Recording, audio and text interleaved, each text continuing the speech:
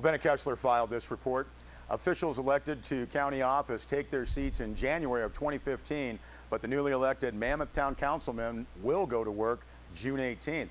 John Wentworth, Shields Richardson, and Colin Fernie will take office at the June 18th Town Council meeting, according to the town clerk.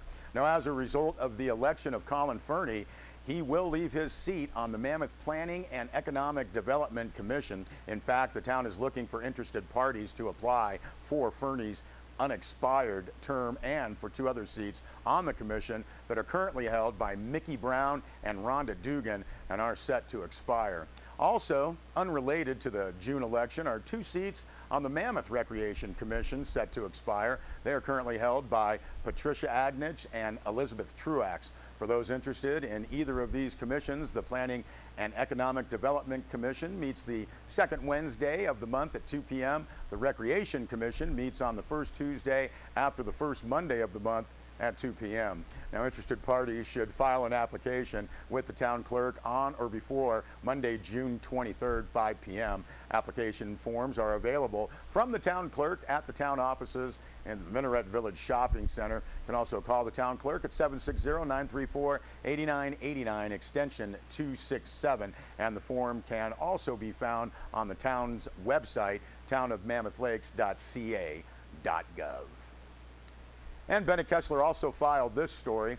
After a machine count and a hand tally, Inyo clerk Cammie Foote concluded that the results in the District 1 Supervisor's election remain the same. Dan Totherow won the election by a majority.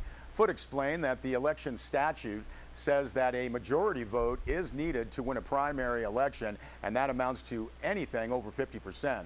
In the case of Totherow, he had 50% plus one. Foote said the vote will be certified and will not be final until the Board of Supervisors accepts it. Neither of the other candidates, David Tanksley and Bill Stoll, have asked for another recount. The election was very close from the start. The final count shows Dan Totherow with 502 votes, David Tanksley with 405, and Bill Stoll with 94. Now, what was at stake in this election was whether or not Totherow and Tanksley would go to a runoff election in November. Again, but because Totherow gained a majority, there will be no runoff. He takes the District 1 seat in January. Also, in other local government news, Bishop City Administrator Keith Caldwell said that after a closed session special meeting on Monday, the City Council has chosen to do background checks on both the local and out-of-town candidates for City Administrator. In that closed session, the council interviewed the out-of-state candidate.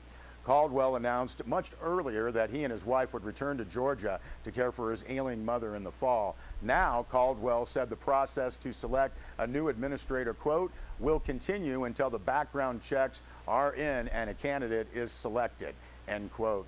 Caldwell said that hopefully the process will be complete by the end of July.